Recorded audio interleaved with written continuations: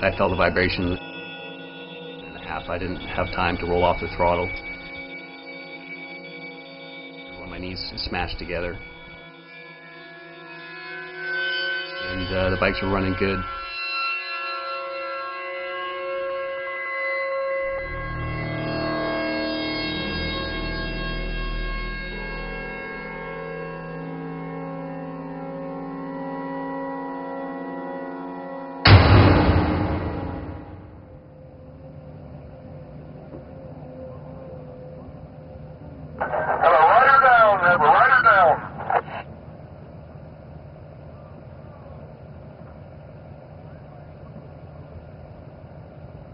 My name is Jason McVicar and I'm from Vancouver, BC, Canada. I've been going to Bonneville since 1996 and 2 or 3 times a year since then, so I guess I am what you would be considered a Bonneville regular. We've set over 30 records there and about 15 of them still stand as current records.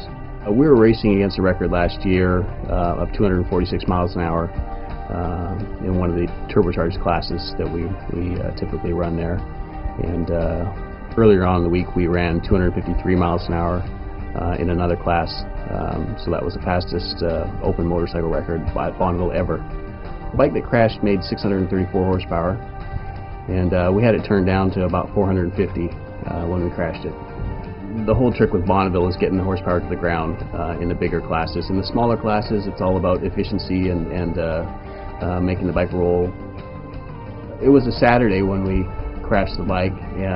Earlier on in the morning we made 2 return runs, and we did the second leg of the 2 records that we set that day.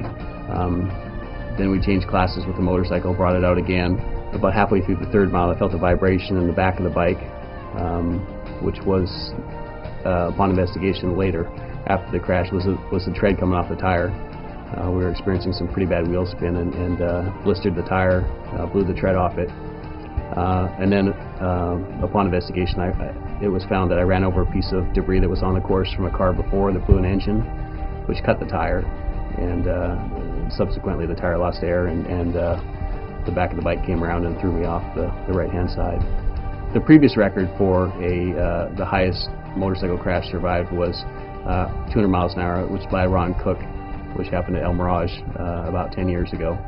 And you know, our GPS was 244 at the time that I left the bike, so we haven't beat by 45 miles an hour basically, which is not a record we really were looking to set.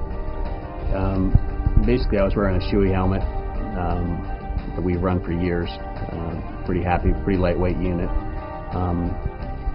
And when I came off the bike, the first part of my body that hit the ground was my head. I came off the bike to the right, and I tucked my shoulder in and hit the ground with my head and my shoulder, and then tumbled for the 1,600 feet. But the helmet had an abrasion on the top left side of it, and it tore off the visor, and that was the only damage. And we had the helmet inspected afterwards by the manufacturer, and it was good to go. It was A-OK. There was no damage to the outer shell or the inner shell other than cosmetic damage.